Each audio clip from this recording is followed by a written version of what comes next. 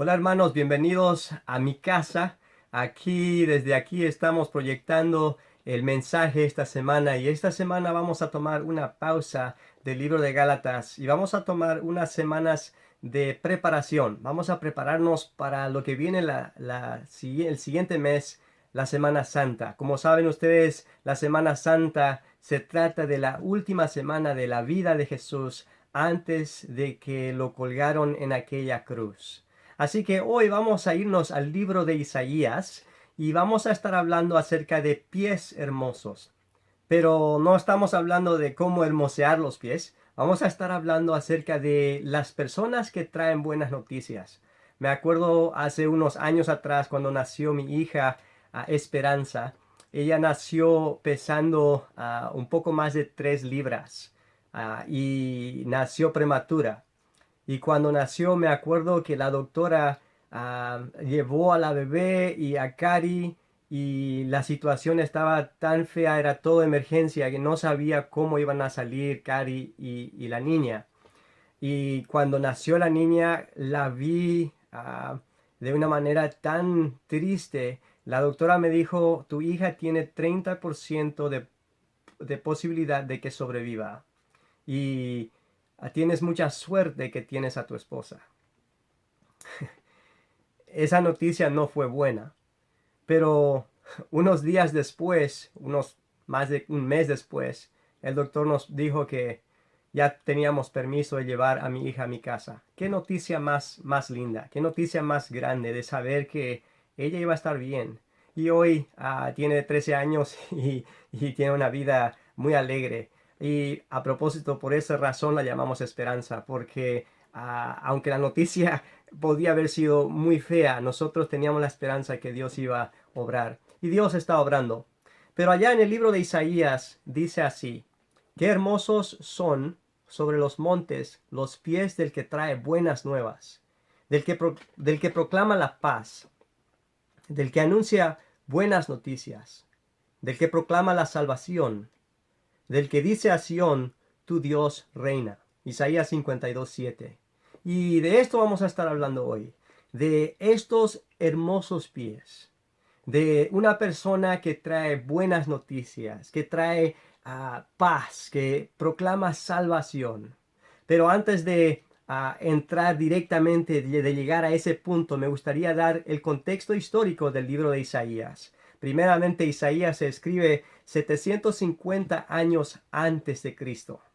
Así que tomemos en cuenta que lo que estamos leyendo, lo que estamos escuchando, fue algo que se escribió a 3/4 de milenio antes de Cristo.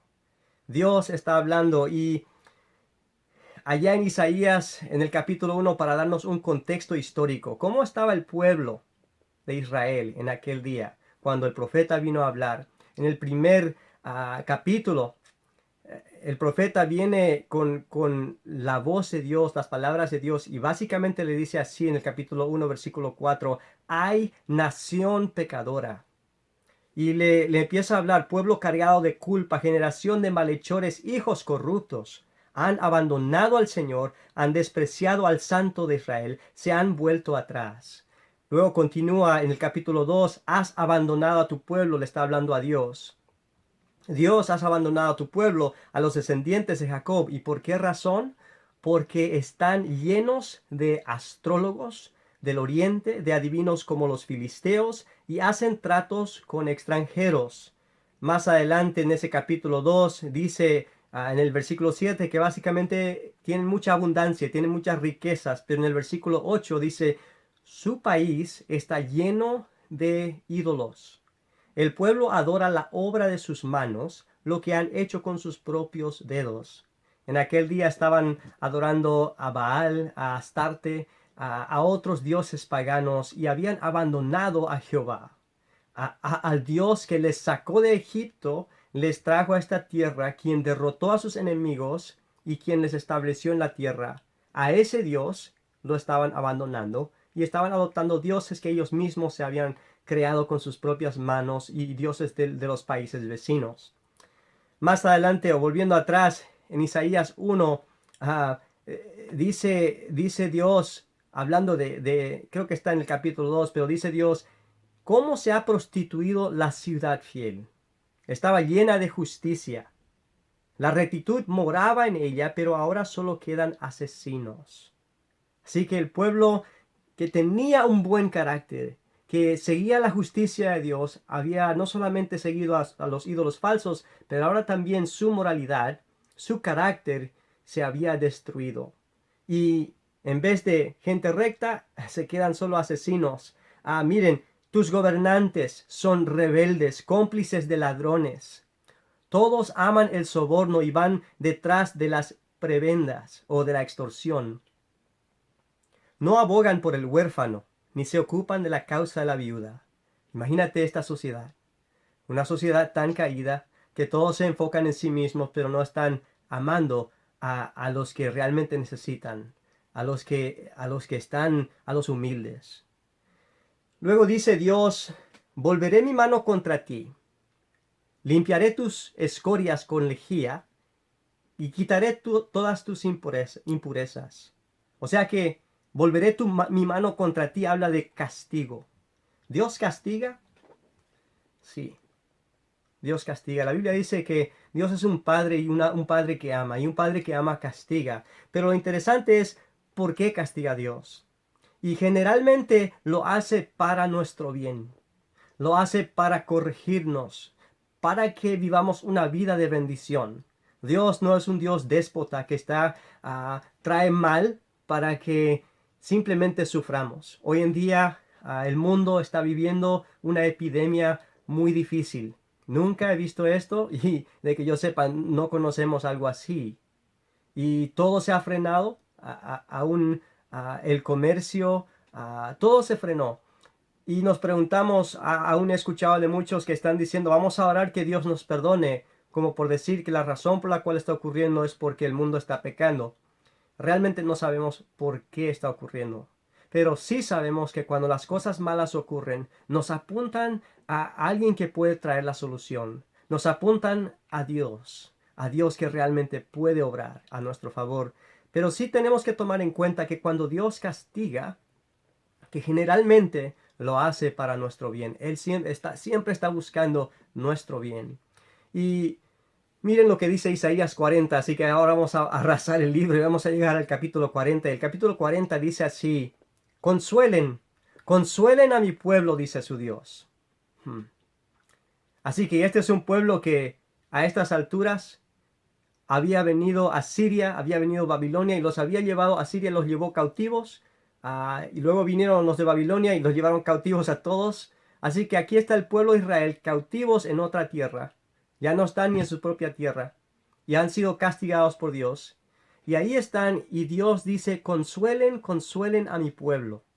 Hablen con cariño a Jerusalén y anúncienle, ¿no? Que ya ha pagado por su iniquidad, dice el versículo 2. Que ya ha pagado por su iniquidad. O sea que por todo lo malo que hizo, ya sufrió la penalidad. Pero cuando pensamos en un Dios santo y pensamos en los hombres y en especial ahí a Israel, ¿cómo es posible que Israel haya pagado por su iniquidad? Y en realidad lo que aquí está diciendo, Dios está diciendo, ya lo ha pagado, pero está hablando de un pago. Y miren, continuamos en el libro de Isaías. La pregunta es, ¿cómo es posible que el hombre pueda pagar por su iniquidad? Miren, aquí en el Isaías 42, Dios habla y dice así, habla de un prometido, un siervo. Dice, este es mi siervo, a quien sostengo, mi escogido en quien me deleito, sobre él he puesto mi espíritu, y llevará justicia a las naciones. No solamente está hablando de Israel, aquí está hablando de todas las naciones, de una restauración mundial. Y, y esta persona tiene un carácter, miren el carácter de este siervo. El versículo 2 dice, no clamará, ni gritará, ni alzará su voz por las calles. No acabará de romper la caña quebrada, ni apagará la mecha que apenas arde. O sea que este siervo opera con ternura. Él es un siervo que siempre está protegiendo al caído, al humilde. Este es el siervo, el prometido. Y luego el pueblo, miren lo que dice el versículo 9 de capítulo 51. Despierta, brazo del Señor, despierta y vístete de fuerza. Despierta como los días pasados, como las generaciones de antaño. Los israelitas se están acordando. A propósito, aquí la pregunta es, ¿quién está clamando? Y los que están clamando son el pueblo de Israel. Están clamando al Dios que les había sacado de Egipto, con mano fuerte, con brazo fuerte. Y están clamando, despierta, como que Dios está dormido, que te levantes, Dios, y una vez más opera a nuestro favor. ¿Y cómo responde Dios? Miren Isaías 52. En 52 el que habla es Dios. Y Él es el que está clamando. Así que ¿quién está clamando aquí? Es Dios. Y dice, despierta, Sión. Despierta. O sea que Él nunca se durmió. El que está dormido y los que dormimos somos los hombres. Y le dice al pueblo, revístete de poder, Jerusalén, ciudad santa. Ponte tus vestidos de gala, que los incircuncisos e impuros no volverán a entrar en ti. O sea que les está llamando a Israel al arrepentimiento. Los que se tienen que despertar y buscar a Dios son los que le necesitan a Dios. Así que les están llamando a Dios, está diciendo, Israel está diciendo a Dios, Dios despiértate. Dios está despierto. Y Dios le llama a Israel y dice, no, Israel, ustedes despiértense. Tómenme en cuenta. Vuélvanse a mí y cambien su corazón. Vístanse de una manera que realmente tiene que ver con entrar en mi presencia. Le dice a Israel, sacúdete el polvo, Jerusalén. Levántate, vuelve al trono. ¿El trono de quién? De Dios. ¿El polvo de qué? De la maldad, de la inmoralidad. Libérate de las cadenas de tu cuello, cautiva hija de Sión. O sea que tienes que buscar, tienes que traer un corazón arrepentido. Y luego en el Isaías 52, 7, es aquí donde encontramos ese versículo acerca de los pies hermosos. Y dice así, qué hermosos son sobre los montes los pies de aquel que trae buenas nuevas, del que proclama la paz, del que anuncia buenas noticias, del que proclama la salvación, del que dice a Sión, tu Dios reina. Este proclamador que viene, el adjetivo que lo describe es que tiene pies hermosos. ¿Por qué? Porque trae buenas noticias. Y al verle de lejos uno está con gozo, con ánimo, porque viene el proclamador de buenas nuevas. Y lo que viene a proclamar son dos cosas grandes, bueno, tres que vemos aquí en este pasaje. Uno, proclama paz. Proclama paz uno con Dios, porque es el Dios del quien se habían alejado. Segundo, proclama salvación. O sea que una salvación de la situación en que están a una situación restaurada. Y tercero, están proclamando que tu Dios reina, que hay un siervo que está Dios, que el que está sentado en el trono, una vez más, es el Todopoderoso. El deseo de Dios desde el comienzo, desde sacar a Israel de Egipto, a llevarlos a su tierra, fue que Él iba a ser su Dios. Él iba a ser el sentado en el trono y el pueblo de Israel iba a reconocer al que está sentado en el trono como el rey de ellos, ¿no? Y aquí, una vez más, el que viene, el siervo que viene a proclamar, está entablando paz, salvación y al que está sentado sobre el trono. Continuamos, esto nos lleva y este versículo me encanta, porque 750 años antes de que ocurra, describe lo que va a hacer. El versículo 13 de Isaías 52 dice así, mi siervo triunfará, será exaltado, levantado y muy enaltecido. Estas cuatro palabras que se describen al siervo, uno va a triunfar. Y nos ponemos a preguntar, los que vivimos hoy en el 2021, conocemos la historia. Esto se trata acerca de Jesús. 750 años antes que ocurra, el profeta Isaías está hablando del siervo que viene, y el siervo que viene es Jesús. Y Isaías dice que el siervo triunfará. ¿Cómo es esto?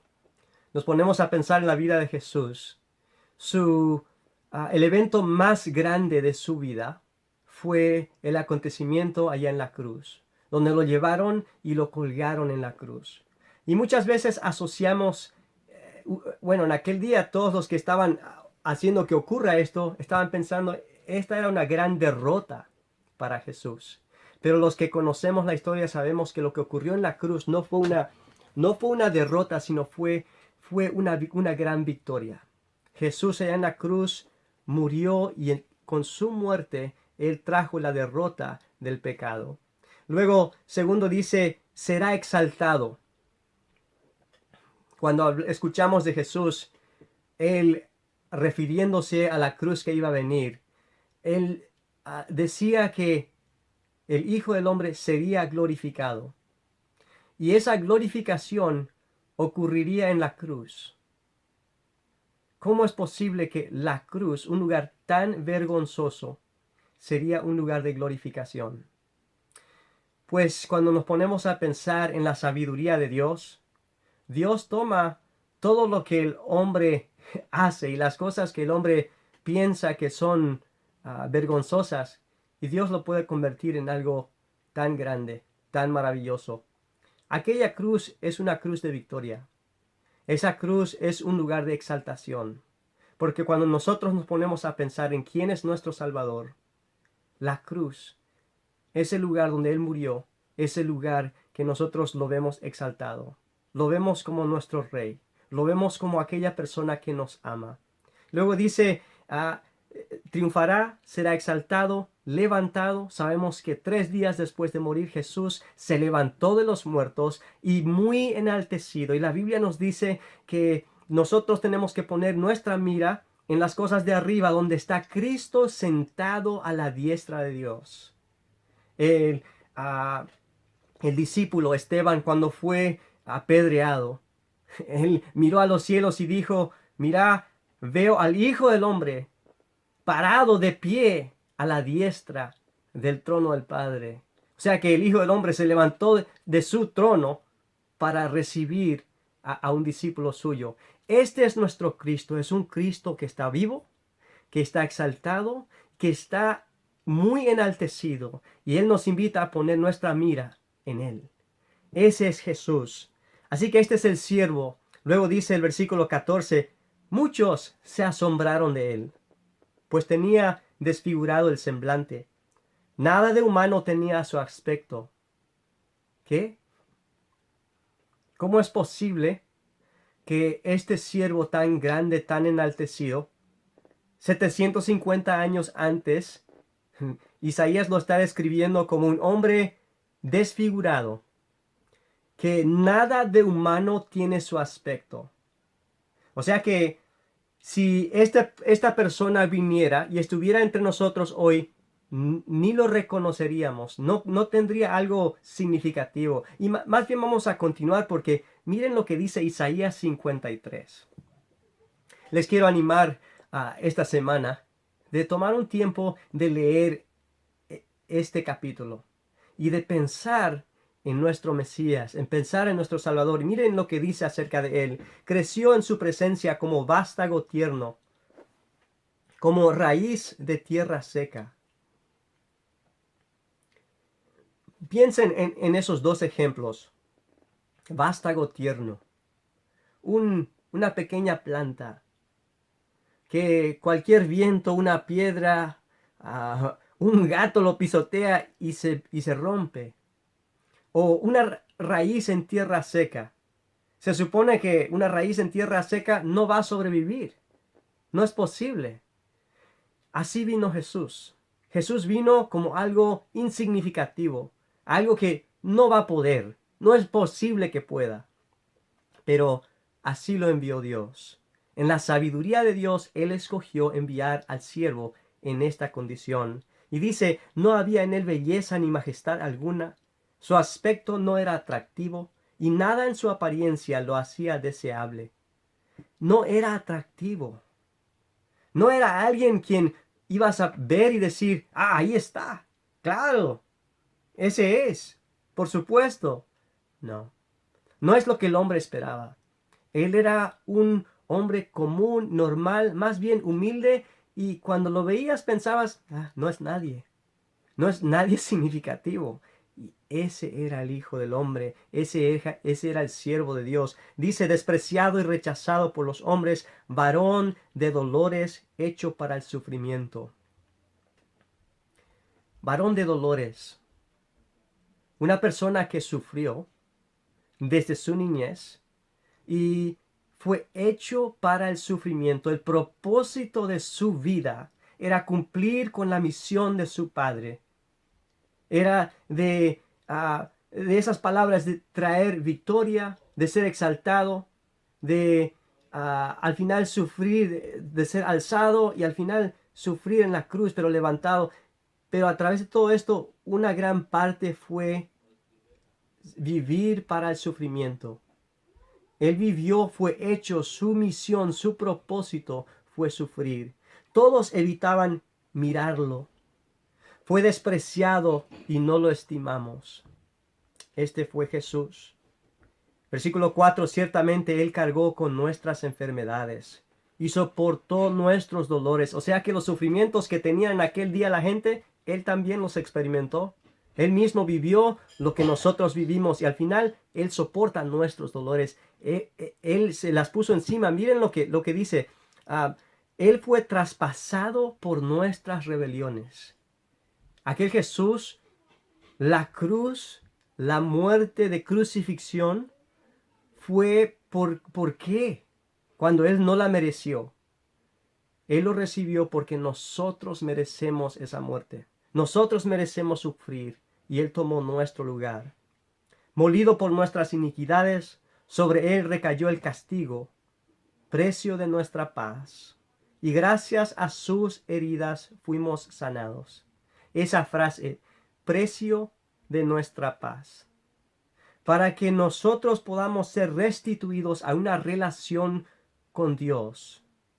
Mira, antes de Jesús estamos separados de Dios, apartados de Él. Y para que haya una reconciliación, alguien tenía que pagar por nuestra maldad. Y Jesús vino allá en la cruz, recayó el castigo nuestro sobre Él. Y el castigo nuestro al caer sobre Él, ese fue el precio de nuestra paz. Así que este siervo viene proclamando paz. ¿Por qué? Porque Él pagó el precio. Gracias a sus heridas fuimos sanados. Y luego dice, todos andábamos perdidos. Este es un versículo que quizás deberíamos, si es posible, todos memorizar. Todos andábamos perdidos como ovejas. Cada uno seguía su propio camino, pero el Señor hizo recaer sobre él la iniquidad de todos nosotros. Como ovejas perdidas, todos nosotros. La Biblia habla de todos los hombres, por cuanto todos pecaron y están separados de la gloria de Dios. Todos andamos fuera de una relación con Dios. ¿Y qué hace Dios? Dios, como ya dije, como ya dijo su palabra, sobre Él cae nuestra iniquidad, el precio o la consecuencia de nuestra iniquidad. Así Dios puede traernos a su presencia, traer una reconciliación. Luego dice el versículo 7, como cordero fue llevado al matadero. Como oveja enmudeció ante su trasquilador y ni siquiera abrió su boca. Aquí pensando en la Semana Santa, para el pueblo de Israel, la Semana Santa era un tiempo donde recordaban aquella salida de Egipto donde se tuvo que derramar la sangre de un cordero y se tomaba la sangre del cordero y se rociaba en el dintel y en los marcos de la puerta para que cuando venga el ángel de la muerte, el hijo primogénito de esa familia, no muera. Aquí estamos pensando en este hijo, este siervo que va a venir para rescatarnos de nuestra condición. Y Isaías dice, él es como un cordero que fue llevado al matadero, que lo hizo, enmudeció, o sea que él mismo no peleó en contra. Lo aceptó y lo hizo voluntariamente. Este es Jesús, el carácter de este siervo, uno que está dispuesto a sufrir de entregarse por nosotros. Después de aprenderlo y juzgarlo, le dieron muerte. Versículo 9. Se le asignó un sepulcro con los malvados y murió entre los malhechores. Sabemos que Jesús falleció en medio de dos ladrones. Qué interesante. Los detalles que describe Isaías 750 años antes de Cristo. Versículo 10. Este siervo llevará a cabo la voluntad del Señor. Después de su sufrimiento verá la luz y quedará satisfecho. Por su conocimiento mi siervo justo justificará a muchos y cargará con las iniquidades de ellos. Llevará a cabo la voluntad del Señor.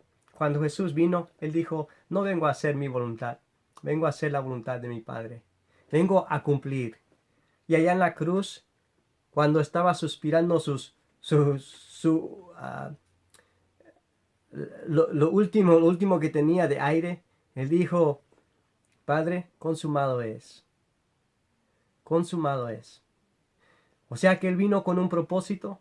Y allá en la cruz Él se dio cuenta y reconoció y proclamó que lo acabé. Aquí triunfé, aquí se acabó todo. Lo que hizo Jesús en la cruz fue totalmente suficiente para darnos justicia, para darnos salvación, para ofrecernos vida eterna y paz con Dios. Luego nos dice el versículo 12, por lo tanto, le daré un puesto entre los grandes y repartirá el botín con los fuertes, porque derramó su vida hasta la muerte y fue contado entre los transgresores. Este Jesús, inocente, santo, sin mancha, murió en la cruz en nuestro lugar y fue contado como transgresor. ¿Por qué? Porque nos ama, porque quiere restaurarnos a una relación con su Padre, con Él mismo. Así que Él nos invita a esta relación. Cargó con el pecado de muchos e intercedió por los pecadores. Esto es lo que hizo Jesús. Quiero ahora que consideremos, esto es Isaías 53, una descripción del sufrimiento del Mesías, del siervo que vino para restaurarnos. Pero ahora tomemos un tiempo para considerar. Y lo primero que me gustaría que consideremos es, debemos tomar en cuenta que Dios desea redimirnos. ¿De qué? ¿De qué desea redimirnos? Primero, mira, toma en cuenta. 750 años antes, y no es la única profecía, pero 750 años antes, Dios ya en detalle está describiendo lo que Él estaba dispuesto de hacer por amar al hombre, por amar a la gente, para que les pueda redimir de su situación. Toma en cuenta, Él te quiere redimir. Dios te ama. El Todopoderoso, el Creador del universo, está sentado en su trono, pero desde su trono Él te ve a ti y te ve y te conoce por nombre. Y Él desea que tú personalmente reconozcas que Él te quiere redimir, que Él hizo todo lo posible para que tengas una relación con Dios. ¿Cuánto te ama? La Biblia dice, porque de tal manera amó Dios al mundo que envió a su Hijo. ¿Qué padre estaría dispuesto de dar a su hijo para tener una relación con alguien? Este es Dios. Él te ama tanto que estaba dispuesto y lo hizo, entregó a su hijo para que Él sufra en una cruz una muerte cruel y vergonzosa, para que tú tengas una relación con Dios. Y además, mira, si Él te ama tanto y está dispuesto de hacer tanto para salvarte, y lo rechazas, entonces, ¿qué crees que te espera si lo rechazas? Si Él hizo tanto para salvarte, por lógica, te está queriendo salvar de algo muy feo, algo terrible. Así que, ¿qué vas a hacer? Te invito a que vengas a Dios, a que vengas a Él y le digas, Señor, yo te necesito. No sé cuál es tu situación, pero a veces esta restitución tiene que ver, sí, con lo eterno, con una salvación eterna, pero a veces, pero no solamente eso. Si estás viviendo tu vida y disculpen, y no tienes paz. Quizás estás viviendo en relaciones quebradas, o falta de perdón, o amargura, temor. Especialmente hoy en día hay mucho temor. Dios te invita a que vengas a Él, que le entregues tu vida. Y Él te quiere restaurar, te quiere dar un corazón lleno de esperanza, de vida, donde puedes vivir confiando en el Todopoderoso.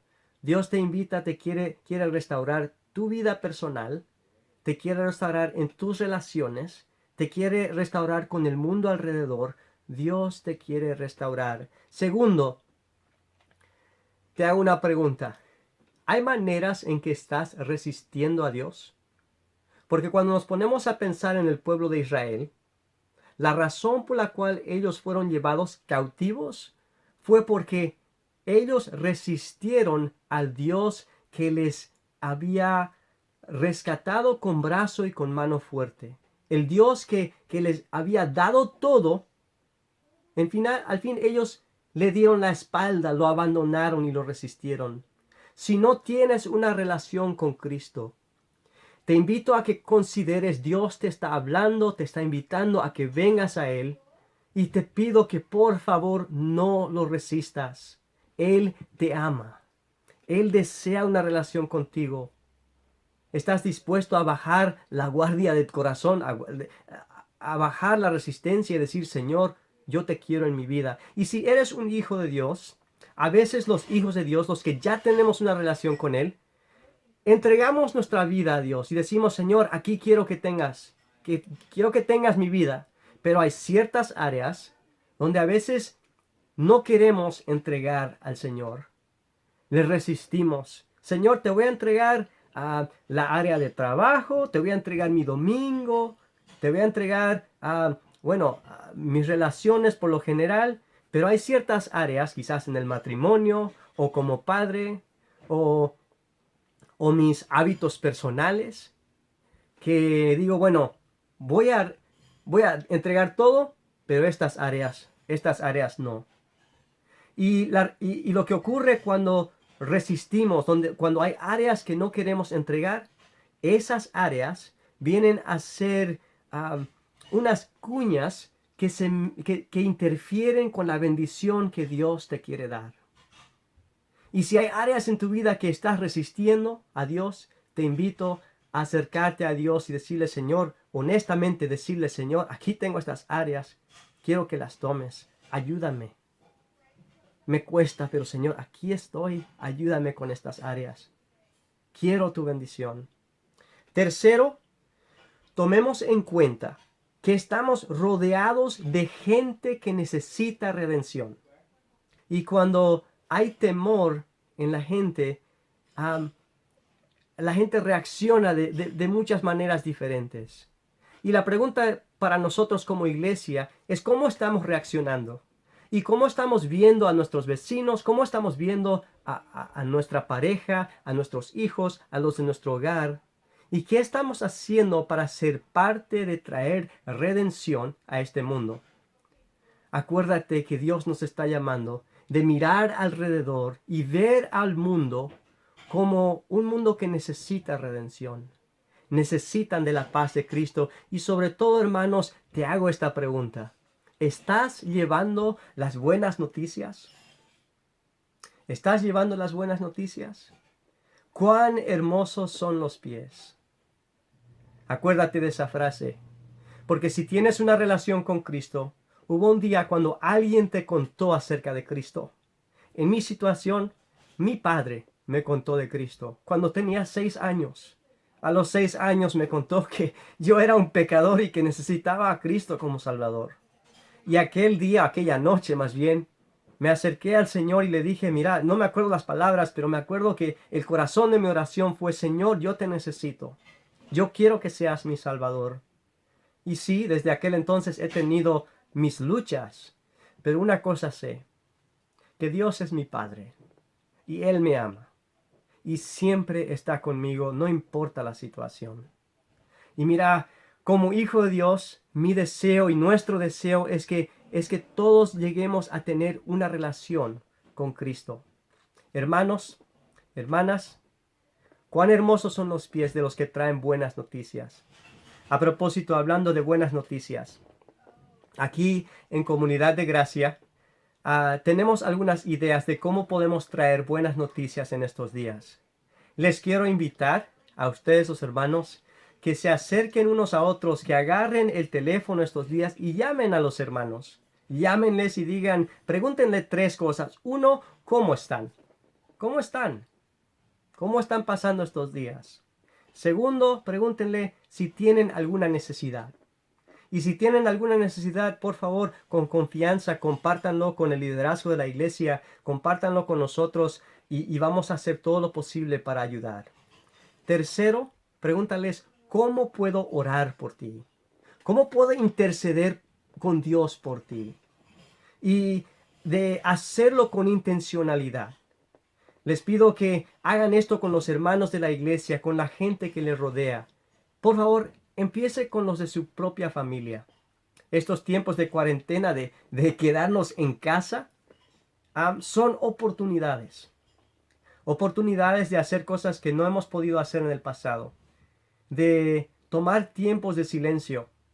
De sentarnos con la palabra de Dios y realmente entrar en la palabra de Dios. Aquí en mi casa, mi esposa desafió a mis hijos a leer toda la Biblia en un mes. En un mes leer toda la Biblia. Y cuando me dijo, ¿qué piensas? Casi me reí. Le dije, creo que es mucho, ¿no? Y creo que no es posible. Va a ser un poco difícil. Y mi esposa como que lo tomó de pecho, ¿no? Que yo no la animaría. Así que ella habló con mis hijos y tres de mis hijos, bueno, los tres mayores están tomando el desafío. Y especialmente cuando escucharon que yo dije que no van a poder, dijeron, a ver, ¿cuánto estás dispuestos a darnos para ver si lo hacemos? Así que ellos han tomado el desafío y están procurando leer la Biblia en todo un mes. Si no acaban en un mes, ¿qué importa? Pero ¿qué tal si por todo esto acaben en 3 meses o acaben en 6? ¿Qué se han ganado? Mi deseo es que se hayan ganado una relación más fuerte con nuestro Padre Celestial. Mi deseo es que allá en nuestros hogares desafiemos a nuestras familias, a nuestros hermanos de hacer algo diferente, de leer la palabra de Dios, de tomar un tiempo de hablar con Él, de alzar el teléfono, hacer una llamada a alguien con necesidad, hacerle esas 3 preguntas. ¿Cómo estás? ¿Qué necesidades tienes? ¿Cómo puedo orar por ti? 3 preguntas fáciles. Y luego, hermanos, si ellos nos permiten, compartamos eso con otros de la iglesia. Tenemos un sitio, un grupo por Facebook que se llama Apoyando por Gracia. Apoyando por Gracia. Es uno de los grupos de la iglesia. Y ahí estamos pidiendo a los hermanos que tienen recursos, que lo puedan, estén dispuestos a compartirlos, que lo puedan compartir. Y también los que tienen necesidad de poder decir con confianza, yo tengo esta necesidad, necesito papel higiénico o necesito arroz, necesito harina y no tengo, lo que sea, ¿no? Y que lo compartan y que como iglesia podamos venir unos a otros a apoyarnos. Y si por ahí hay gente de afuera, también estamos dispuestos a apoyarles a ellos también. Así que hermanos, consideremos. Y les quiero pedir ahora ahí donde estás, de tomar un tiempo con Dios. Mi deseo, nuestro deseo como liderazgo de Comunidad de Gracia, no es que simplemente tengamos reuniones o tengamos servicios donde predicamos acerca de Dios. Queremos invitarles a tener un tiempo con Dios, de escucharle a Él, de entablar una relación con Él. Y cada vez que leemos su palabra, nuestro deseo es que conozcamos más al Dios vivo y verdadero. Así que les pido, ahí donde estás, que tomes unos segundos de orar, de hablar con Dios, de decirle, mira Señor, aquí estoy. Te he resistido de esta manera. Señor, yo personalmente necesito tu redención. Hay gente alrededor mía que necesitan redención. Necesitamos ser redimidos de esta y aquella situación. Te pedimos que vengas a redimirnos, que vengas a ser parte de la solución. Y Señor, te pedimos que nos ayudes, que traigamos esta noticia al mundo que nos rodea. Hermanos, que Dios les bendiga. Y qué hermosos son los pies de los que traen buenas noticias. Amado Padre Celestial, Señor, te amamos. Señor, gracias por este siervo tan fiel, quien vino y nos encontró como ovejas perdidas, descarriadas, y nos trae salvación.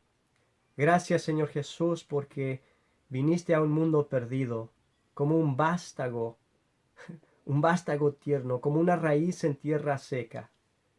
Señor, gracias porque viniste de una manera que del punto de vista de la perspectiva humana no tiene sentido, pero que lo que no tiene sentido es la mano poderosa de Dios. Gracias, Señor Jesús, porque eres nuestro Dios, porque vienes a buscar al humilde, al caído y a levantarnos. Señor, durante este tiempo tan difícil que el mundo está pasando, pedimos que nosotros seamos parte, que nosotros seamos aquellas personas que tienen pies hermosos porque traemos buenas noticias, noticias de paz, noticias de salvación, noticias de esperanza. Gracias, Señor, porque eres nuestro Dios y siempre estás con nosotros. En el nombre de Jesús. Amén.